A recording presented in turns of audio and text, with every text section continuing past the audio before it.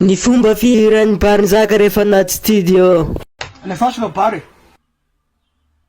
Tsy raha baka zany nianarako fa nihinarany tanjaka koa i Barinjaka kilalaka. Fa i koa zany tena nareo tsy zany nianarany tanjaka koa hoe Barinjaka kilalaka.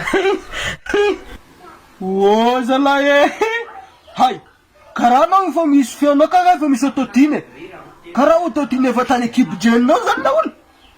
Efa tany ekipo-dreniko misy le autotune fa am'le za mihira zany a tsy asiana an'ity autotune da solaiko le autotune da zay zao tsisy autotune de atao ohatr'izany le feo koa de aveo asiana autotune rehefa mihira am'izay rehefa anatin'le studio zany.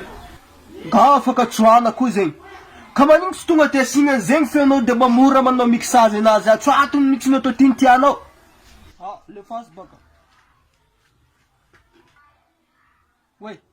Oi, Rabary, micro koa.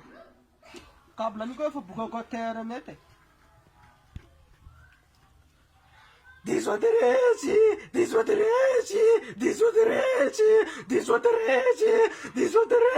ne vediamanao. Diso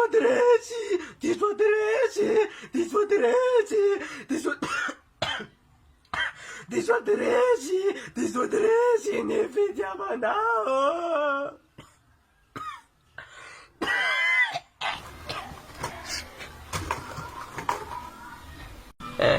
Alefaso che?